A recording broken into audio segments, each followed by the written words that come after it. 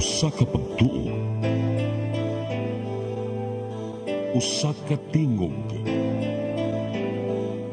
usa ka katawhan.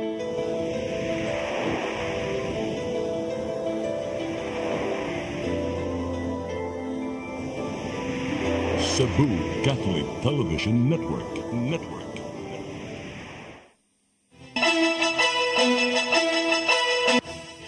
Uluhan sa mga balita sa Sayri 47. Seguridad sa Misa de Gallo nga magsugod karong Disyembre 16 gipangandaman sa kapulisan. 28 ka mga contingents unang mipadangat og interes sa pagsalmot sa sinulog karong Enero. Kapulisan sa lalawigan nga nagatubang sa probinsya sa Negros Oriental gipaalerto tungod sa pagbuto sa bulkang Canlaon. 6 anyos nga batang lalaki naligsan og tricycle sa dakbayan sa Lapu-Lapu kinahanglang operahan. Sugbo, Kabisayan ug Mindanao, Pilipinas ug katawhan kutos maabot sa tong Sibya sa tibuok kalibutan mayong hapon. Live kita karon sa CCTN Channel 47 ug kini ang tulumanon sa nag-unang kasayuran nga angay natong masayran. Sa nga ni Attorney Danica Caballes, ako si Dennis Tabar ug kini ang Sayri 47.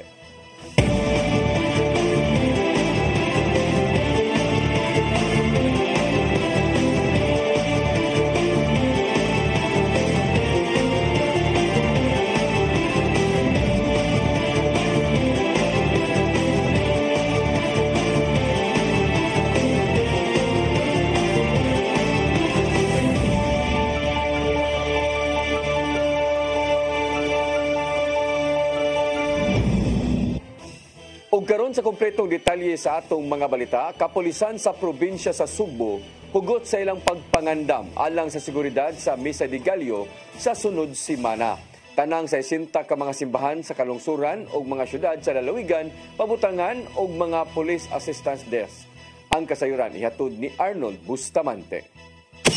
Subsub na ang pagpangandam karon sa kapulisan sa probinsya sa Sugbo sa pagpatuman sa hugot nga seguridad sa 60 ka mga simbahan atol sa pagsugod na sa Misa de Gallo sa Lunes, Disyembre 16, 2024. Mato ni Police Captain Eden Baguio, ang Information Officer sa Cebu Police Provincial Office, nga duga mga police personnel nga naka-uniform o nga naka-civilian ang ipagkatap ni Police Colonel Percival Surilia, ang hepe sa kapulisan sa lalawigan sa Sugbo, aron siguro nga luwas o malinahon ang mga kalihukan sa simbahang Katoliko.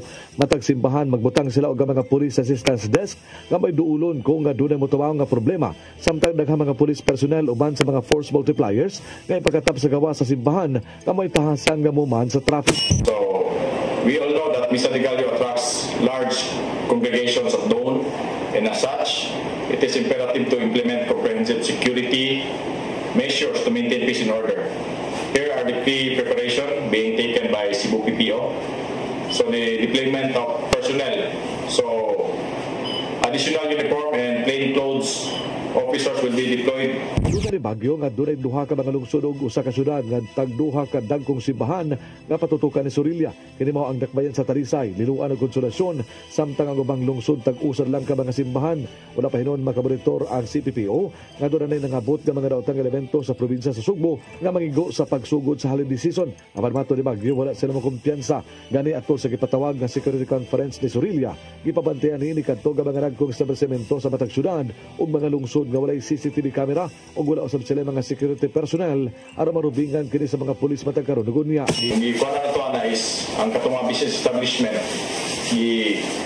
paatuan nila to sa itong mga operatiba, no, to check atong ilahang function pa ba ang ilahang mga CCTVs and katong mga walay mga security guard nga mga kuan usa to sa itong ginabalik-balikan. Ginagduan ang mga hepe sa kapulisan sa kalungsuran nga ilang i-adjust ang ilang police deployment ni pagdagsa sa mga tao aron mamalit sa mga dagkong tindahan aron malikay ang mga residente sa krimen.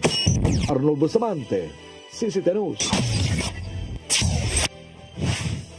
Mandawi City Mayor Glenn Bersidi nabalaka sa presensya sa depleted uranium nga usa ka radioactive material.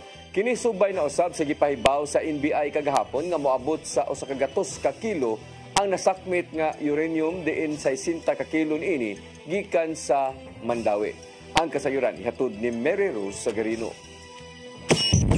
Naalarma si Mayor Glenn Bercede sa nasakmit sa otoridad nga uranium o sa radioactive material gikan sa usa ka operasyon gipahigayon sa syudad sa Mandawi. Matud ni Bercede nga makigalayon siya sa National Bureau of Investigation pagpangayo og report pagklaro sa operasyon. Matud ni Bercede nga wala pa sila nadawat nga report kabahin niini. Gusto niya nga makapahigayon og mas lawom pa nga investigasyon. Delikado kayo. Sa panglawas sa atong Mandawihan. Delikado. Mga report. Doon na natin action.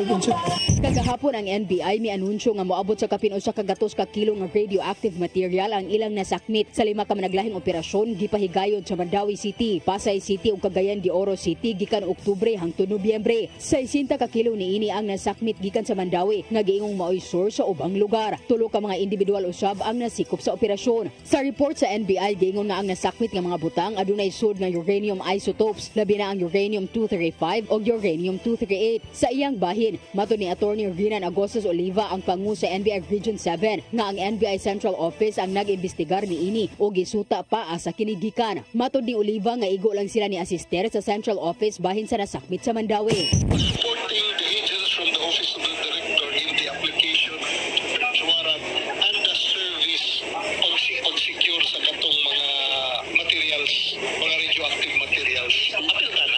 Sa press conference sa NBI, giingon nga gihimo ang operasyon human ang mga representante gikan sa Philippine Nuclear Research Institute na ngayo og tabang sa NBI kalabot sa illegal nga pagnegosyo sa depleted uranium. Kini giingon gibaligya nga sa mga foreigners. Ang depleted uranium giingon nga usa ka seryoso nga hulga sa national security tungod kay kini mahimong gamiton ingon man tinubdan nga material alang sa nuclear weapon, ingon man conventional armor na king rounds. Hulga usab kini sa panlawas sa mga tawo nga ma-expose niini tungod sa radioactivity ug toxicity niini. Mary Rose Shagarino, CCTN News. Muabot na sa 28 ka mga contingents ang nipadangat og interes sa pagsalmot alang sa Sinulog Grand Parade sa sunod nga buwan. Samtang gilauman ni Mayor Raymond Alvin Garcia ang pagdagsa sa mga buot mo saksi sa kasaulugan sa dakbayan sa Sugbo. Ang kasayuran ihatod ni Gian Navarro.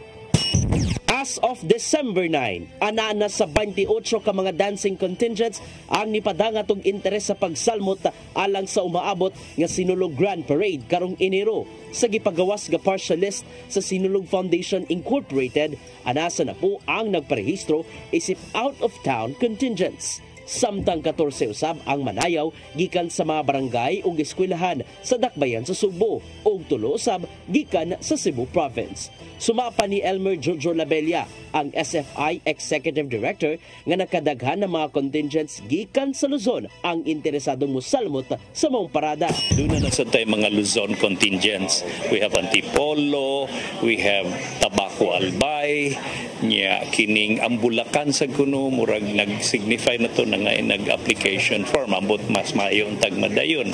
Ituyo hinuon sa SFI ang paglugway sa deadline of registration karong Disyembre 13 aron mas daghan ang maka-accommodate nga mosalmot. Kini aron mas sayo usab ang pagproseso sa mga gigahing pondo gikan sa Cebu City Government sama na lang sa ihatag nga subsidy. Para mapadali ning atong mga process, let's say mahugman niyog procurement sa City Hall, which is doon namang giproseso aning kining kuan gitawag nato og financial assistance or subsidy, di ba? And of course ang mga prices. Samtang hangyoon ni Mayor Raymond Alvin Garcia ang kadagkuan sa mga hotels ug resorts sa Sugbo nga di magpatuyang sa pagpaburot sa ilahang rental rates. Tungod kini sa gilaumang pagdagsa na sa mga lokal ug langyaw nga bisita karong ibalik sa Cebu City Sports Complex ang kasaulugan sa Grand Parade. Apan, nagpabili ng pasalig ni Garcia nga pinaagi sa pagbalik sa naandang venue sa Sinulog, mas mapakusgan pa ang ekonomiya ning dakbayan sa Sugbo. Karon I'm happy na a lot of these hotel owners are recovering now sa kaning Sinulog. And I'm hoping na fully booked sila kay para makabawi-bawi sila sa prior years or previous years, mawagid sila makapapuno sa ilang kaugalingong hotel on a January. Ian Navarro, CCTN News. Biyahe sa mga electric bike sa dakbayan sa Talisay pahugtan pa sugod sunod buwan. May pahinumdom ang mayor sa mga e-bike driver nga mosunod yun sa mga gitaganang lagda sama na lang sa pagbaton o rehistro sa sakyanan. Ang kasayuran ihatod pagbalik ni Gian Navarro. Subay sa nagkagrabing issue sa e-bike dinhi sa Sugbo, gisiguro sa Talisay City Government nga dili magpasagad ang mga driver sa dalan gamit amaw matang sa sakyanan. Gibutyag ni Mayor Gerard Anthony Samsam Gulyas nga nakapahigay na silang daan og public hearing bahin sa pagpahugot sa e-bike sa kalsada. Human nga napasar ang ordinansahon, pahugdan sa City Government ang pagpadagan sa e-bike sa dalan kasama sa ubang mga sakyanan. Gawas sa mga rehistro sa mismong e-bike, kinanglang makabaton og lisensya ang mga nag-drive niini. Kini aron kalikayan ang mga aksidente sa dalan. Well, this regulation would include a lot. First of all is roadworthiness. Second is seminars sa mga driver, no driver below 18 years old. And most importantly, regulated sila because they're all registered. Gawas sa mga rehistro o driver's license, gipainomduman ni Gulyas ang mga driver nga kinahanglan ana sa saktong pangidaron kung nagmaneho man sa e-bike. Suma pa niya nga gisiguro usab sa City Government ang roadworthiness kung haom nga pagbiyahe sa dalan among batang sa sakyanan. Inay nga gidid-an sa pagmaneho, gimanduan ni Mayor Gulyas sa mga motorista sa e-bike nga magbaton og responsibilidad sa pagmaneho, sanglit ipatuman naman ang pagpahugot sugod karong Enero sunod tuig. So kung unsay mahitabo simbako sa daan, kubaw ta kinsay na nag-iya sa e-bike kung kinsay driver niyan. So all ang bottom line gid ani responsibility sa mga nag-drive ani Mayor. The bottom line is to regulate. CCTN News. Gihangop ni Vice Presidente Sara Duterte ang mga reklamong impeachment bato kaniya sukad pa sa miaging tuig. Sumapa ni Duterte nga daan na ngayang gilauman ang maong lakang human na sayod nga ang miaging tuig pauntang iduso ang sa mga kritiko. Gihangop hinoon sa Vice Presidente ang mga naangkong pagpangatake kaniya gikan sa mga kaatbang sa pamolitika. Sa kasamtangan, duha na ka mga impeachment complaints ang naduso ngadto sa Kongreso batok ni Duterte. Tungod niini sa giingong questionabling paggamit sa confidential funds sa iyahang buhatan og ang nahimong hulga ngadto sa kasamtangang liderato sa nasud.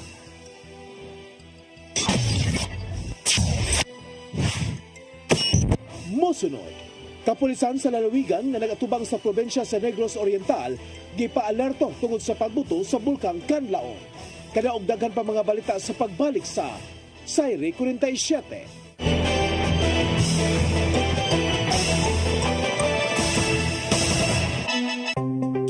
Discover the beauty of the Philippines.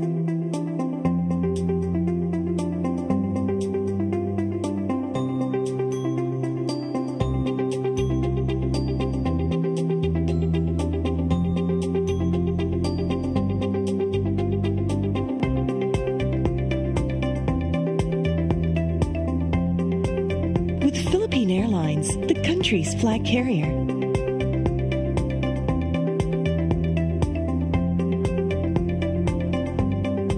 The airline that lets you feel the warmth of the nation.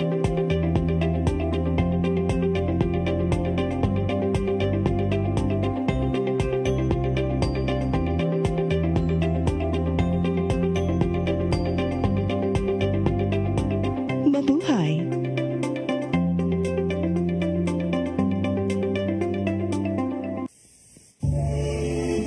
Ben Zubiri, kompositor, artista sa bantawan, pelikula o radyo. Mas nailhan sa ngang Iyo Carbo. Si Ben Zubiri ang isuwat sa way kamatayong awit Matod Nila.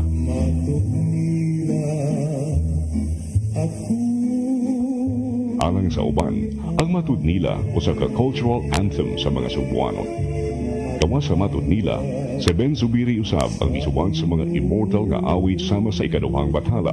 Alma Bonita, ang palad ng buo, gugmang gibati ko, pasayawa ko dahi. Si Ben Zubiri namatay niya atong 1969. Apan ang iyangan, buhi kanunay sa kasing-kasing sa mga taong padayong nag-awit sa iyang mga komposisyon. Ben Zubiri, garbo sa Sugbo. Sugbo ano ni?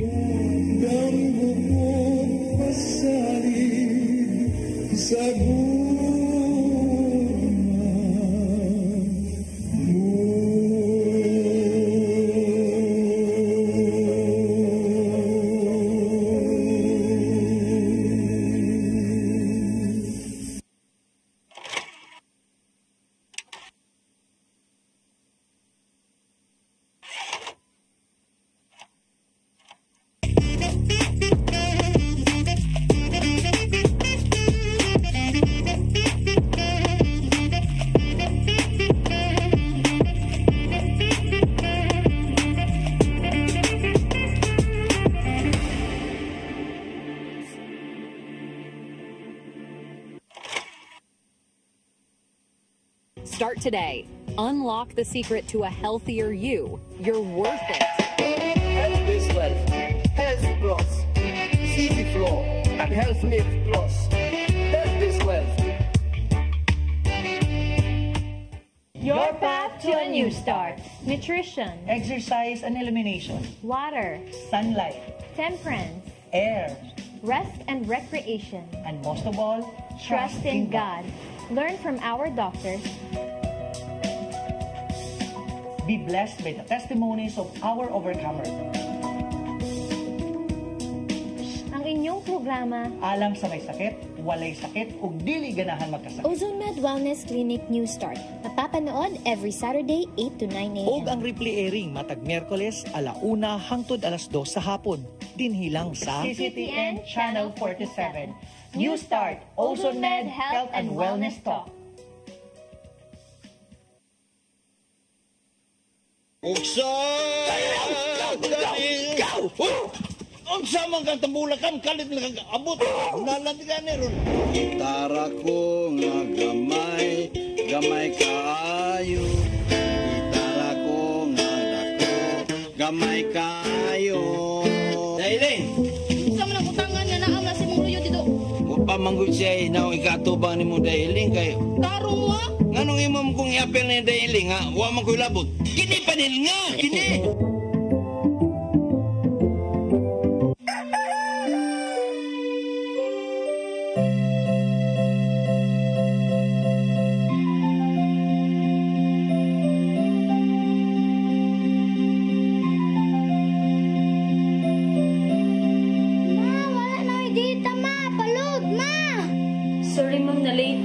nangita pa mong gugod para internet sa kong anak, ma'am.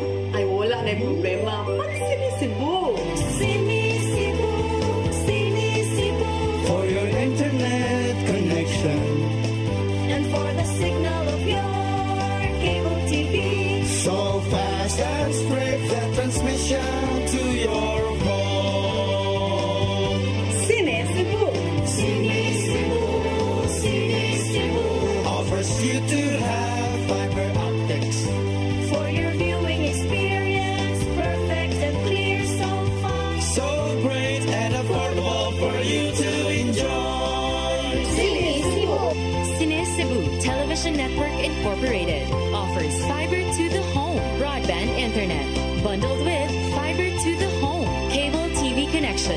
Cine Cebu Television Network Incorporated, with its operation in Metro Cebu and the whole province of Cebu soon. And affordable for you to enjoy. Cine Cebu. Ang kinabuhi puno sa hagit. Sugpil na ka, Dri, ha? Ay, pag-inarte! Pagdita ka! Puno sa pangutana. Bata pa gani ka kayo? Nagpuyab-puyab na ka? Kinsa man ang huwag masakitin ako din ay karoon na kinsa! Kung sibuti mo'y pasabot, Daddy! Puno sa luha. Pagpili pa, ako nga imong anak o kanay imong mga babae. Kasuko. Yung ano pa? Pag-uitang ka ni Papa.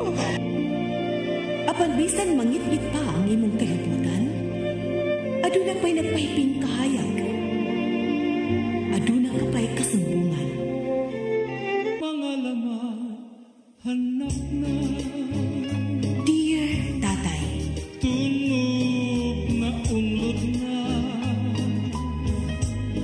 Nganong handungan. Wailaing pagi aron masabtan nato ang Biblia. Kinahanglan nga doon na tayo relasyon kang Jesus. Hangtod sa layan natong panaguban, daghang salamat. Shalom. Tunog na unlod na.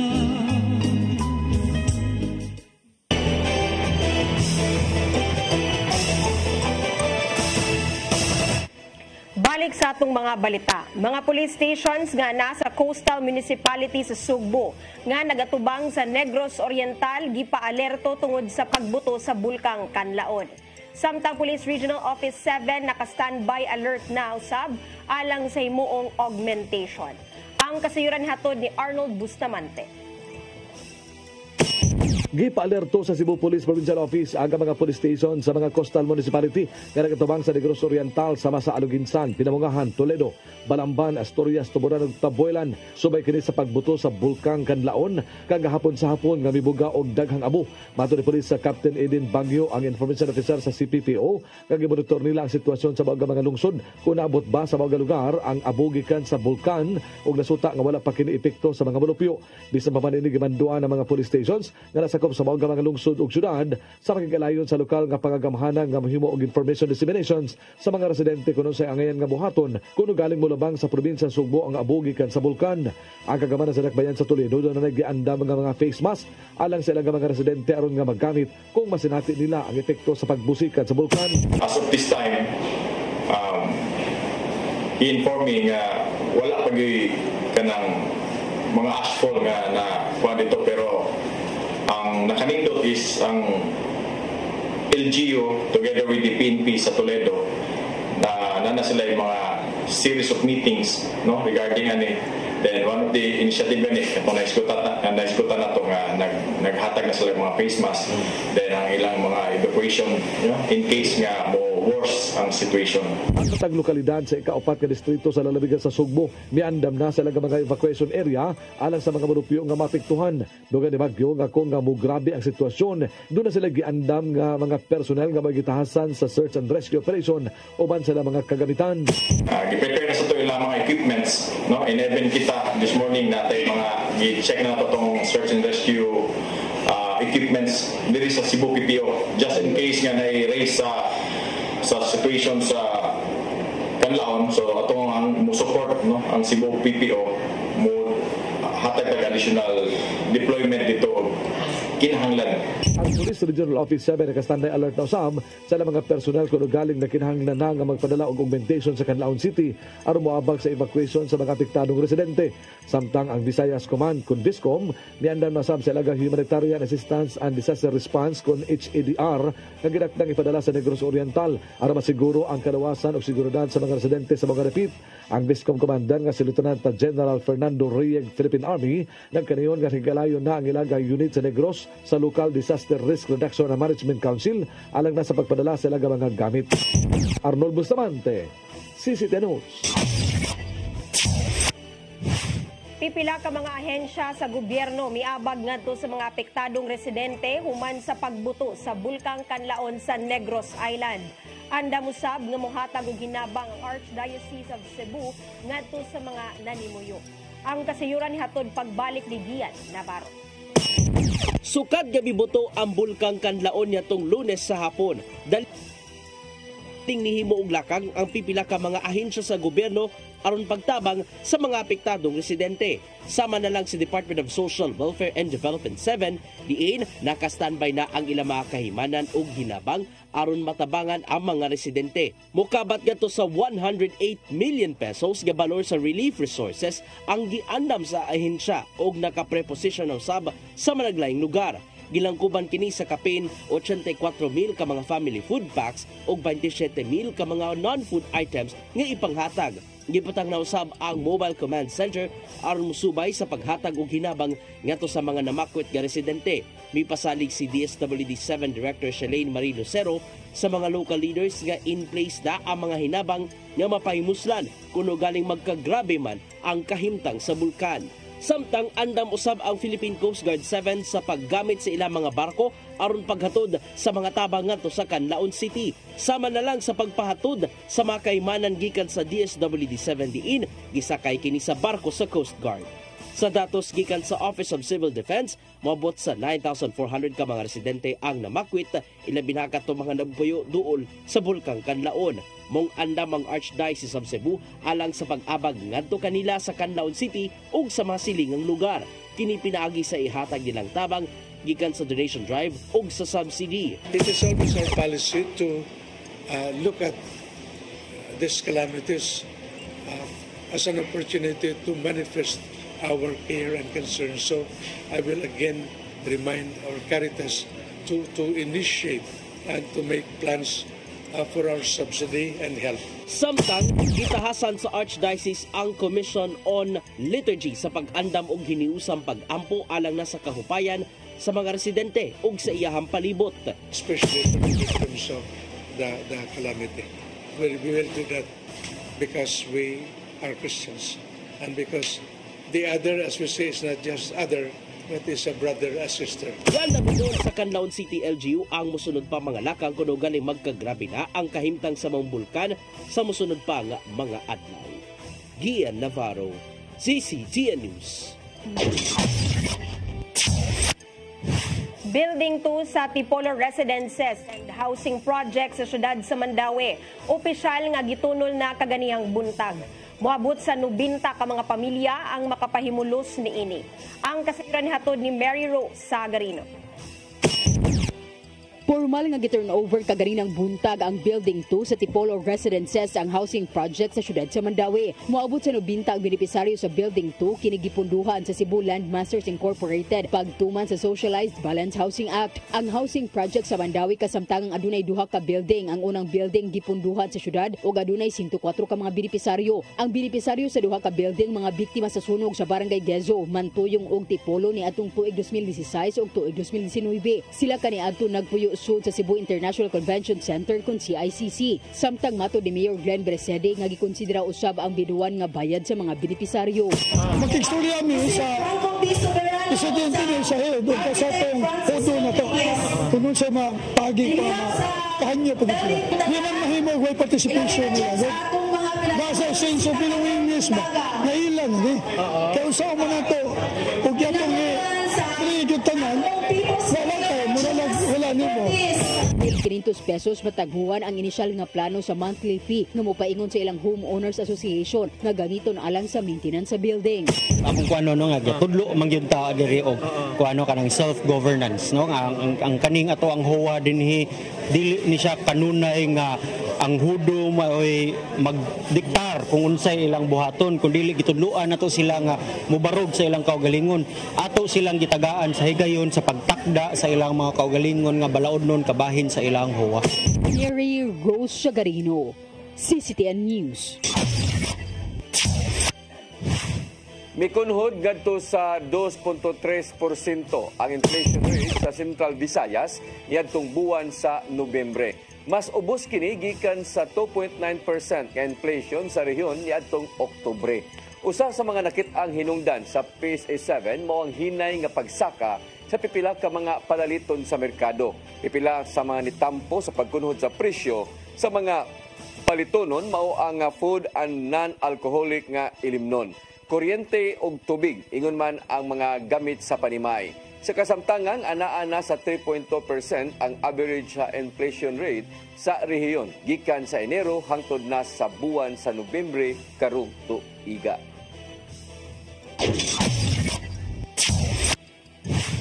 Grupo sa mga tighimo ug salida dinhi sa Sugbo hingpit ng gilusad aron banahawon ang lokal nga sinema. Kini ang nahimo nilang abag aron mapalambo pa ang arts and culture nga mao'y gitinguha sa Cebu City Government. Ang kasayuran ni hatod ni Gian Navarro. Hingpit ng gipaila ang grupo sa mga filmmakers dinhi sa Sugbo nga mao ang Cebuano Filmmakers Network o CFN sa tinguhang banhawon ang Sugbuanong Lilas. Gipaagi sa labing unang induction ceremony ang paglusod sa mga grupo nga gilangkuban sa mga producers, direktor, writer ug mga artistang nagpakabana sa salidang lokal. Nakita sa ilang founder ug chairman nga si Sam Costanilla nga panahon na aron pakusgon gyud ang Cebuano Films karong adunay mga teknolohiya ingon man mga platforms aron kapasalidahan sa mga pelikula. Kabayan ng kini sa ilang kontribusyon nga mao ang pagpalambo pa sa arts and culture sa dakbayan sa Sugbo. Nagpasalamat tinuod si Costanilla sa mga nitabang aron makapasalida sa gihimong mga sugilanon. Malipay kita nga gihimo sa management sa CCTN Channel 47 the only station nga nagpasalida og mga local productions. Mas maayo kung doon na pagyudugang pang mga productions nga mahitabo kay daghan pa man kaitag mga writers, artista, mga direktor nga kinahanglan hatagan paghigayon nga kana makapadayag sa ilang talent no in filmmaking. So mo ni akong gimugna kining kunduka. Sa paghimog mga salida aron makasalmot sa mga indigay, tabangan nila ang mga bag-ong na discovering filmmakers nga makapalambo pa silang abilidad. Kay tungod sa kasamtangang platforms, makita usab sa mga mananaw kung unsa ang ikadalit sa Sugbo. Nakita sa ilang guest of honor nga si Elmer Jojo Labella, Executive Director sa Sinunong Foundation Inc. nga panahon na aron pakusgon gyud pag-ayo ang lokal nga sinema. Sa kasamtangan, adunay mga indigay nga nakahatag og higayon ng filmmaker sa pagsalmot sama lang sa Sinulog Film Festival. Then labi na gyud karon with a high definition nga di na kinahanglan tong mga films gyud nga kato i-process which is very expensive. We are really capable niya globally with the inunta maayo ng pagkaedukar ang mga tao in terms of subtitles lang, no, bisan sa ilang kaugalingon nga mga lingwahe, dialect or vernacular ma-patronize na globally. Luwas ni Labella nakahigayon sa pagpanumpa ang mga kadagkuan sa CFN ngadto sa veteranang Cebuana actress kasi Pilar Pilapil. Kiniusab ang gibilin niyang mensahe ngadto sa mga sakop. I believe that you can encourage a lot more writers, a lot more directors, a lot more actors, singers, entertainment, and we can produce or we can do something together to make Cebu strategically as a Broadway Cebu. Sa paghimo og mga salida o collaboration, usa sa mga inisyatiba sa CFN mao ang workshops sa maabot ka mga filmmakers o posibleng paglusad o kaugalingong film festival. Gian Navarro, CCTN News.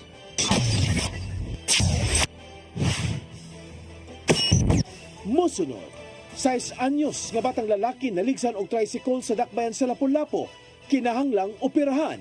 Kana og daghan pa mga balita sa pagbalik sa Sayre 47.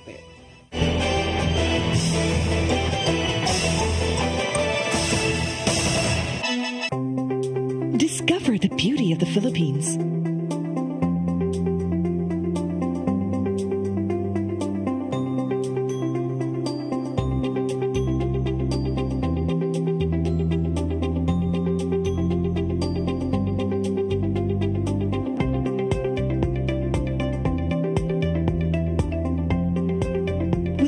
Airlines, the country's flag carrier.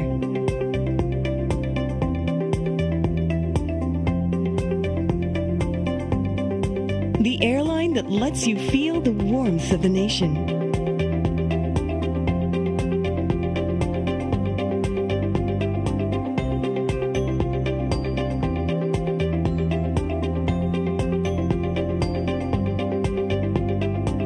Mabuhay.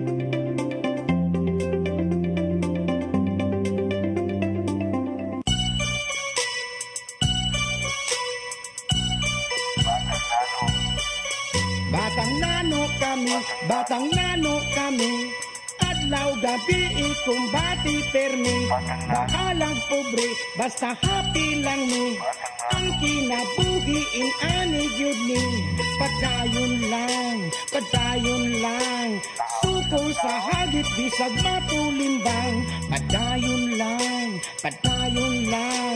ang kinabuhi in ani gyud ni, batang nano kami, adlaw gabi ikumpati pirming katawan o pirming kamayon, sila na ihasa among gigamyon sa among kahimtang, laban lang gihapon bisag sa katilingban, kaya no yanuhon pagdayon lang pirmi bisag usahay kapoy na, Ginoo ay bahala tugyanan sa iyaha, maugini ang storya sa among kinabuhi, kami ang batang nano gaantos sa among kapobre. Batang nano kami, adlaw gabi ikumbati permi, bakalang pobre, basta happy lang ni, ang kinabuhi in ani gyud ni, padayon lang, suko sa hagit bisag matulimbang, padayon lang,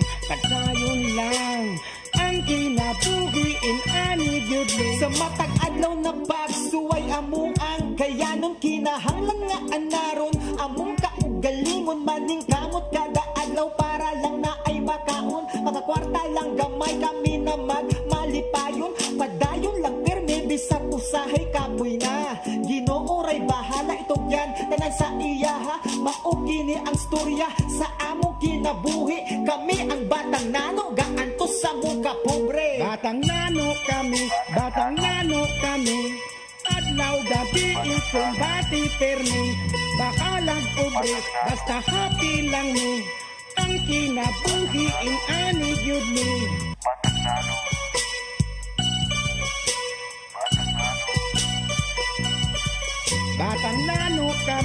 Batang nano kami, adlaw gabi ikumbati permi.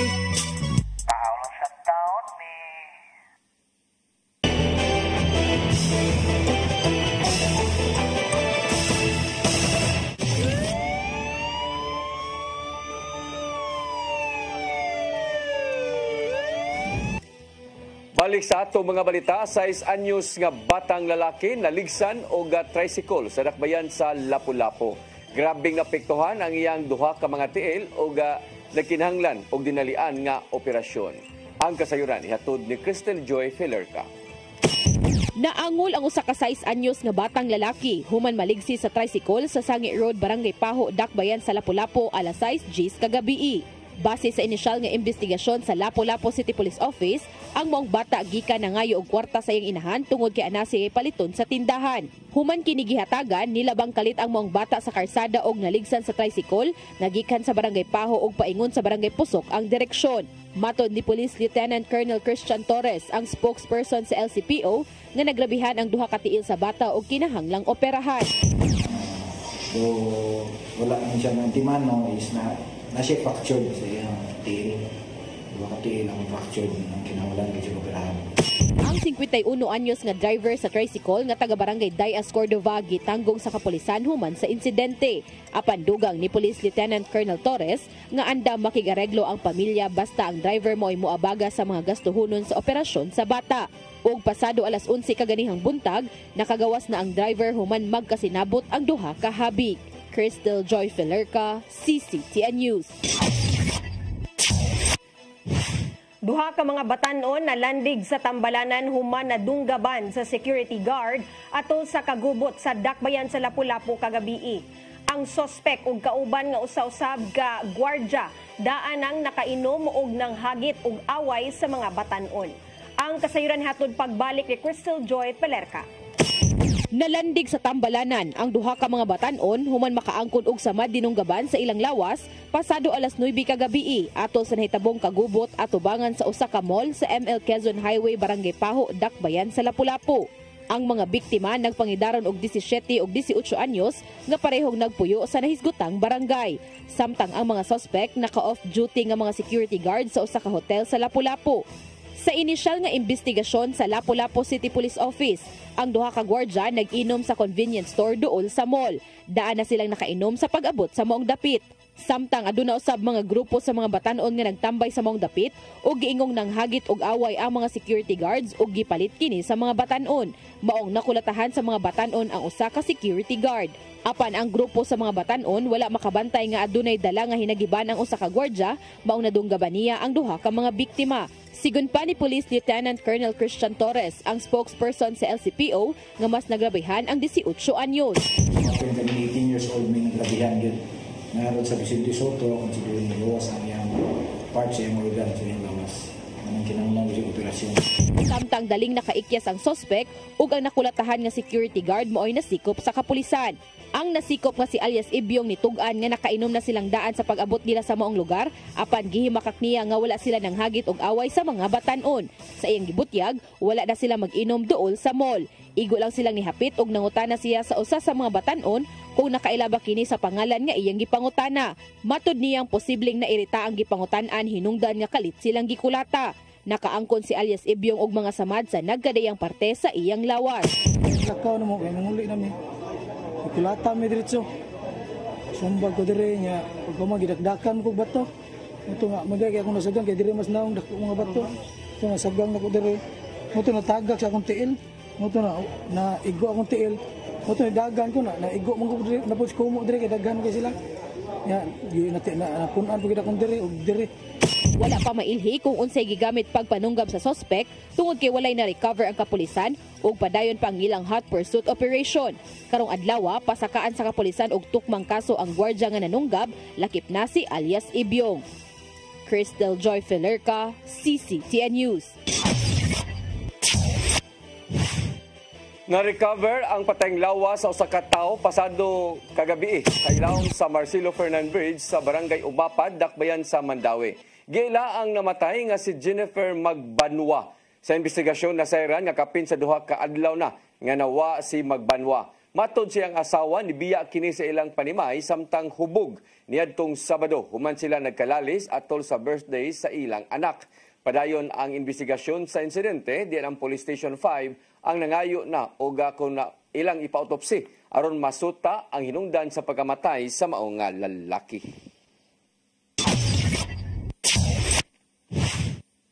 Nakutaw ang duha ka andana nga panimalay sa Purok Shooting Star, Barangay Bapag, Dakbayan sa Lapu-Lapu, human miulbo ang dakong sunog kagahapon.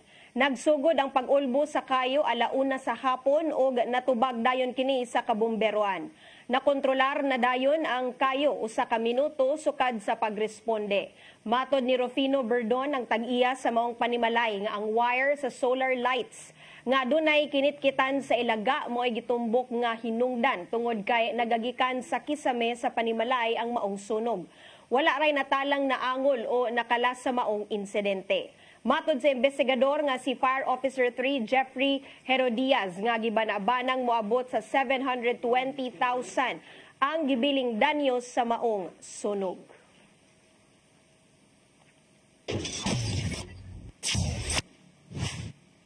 Mo kadtong naglangkob sa atong mga balita sa Sayri 47.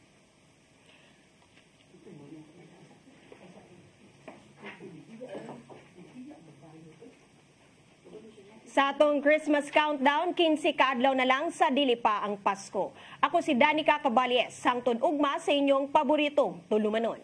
Sayri 47.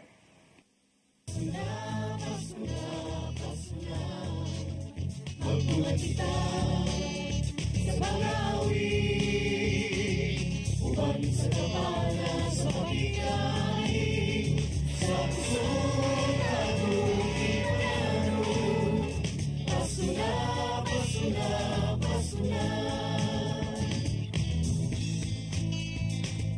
gugma ang angay na kong paambi sa iksuntang hubo, gutom sa pagmahal. Kay kaniya mo lang mapatayan kung sa'y kahulugan sa Pasko. Ito sa pasungan nagpakatao ang atong Ginoo. Pasuna, pasuna, pasuna, ang tulita sa pangawi, kapan sa kapana sa pakitay, sa puso akong inalaro. Pasuna, pasuna, pasuna. When one would look at you, Amapola Kabase, tao nga si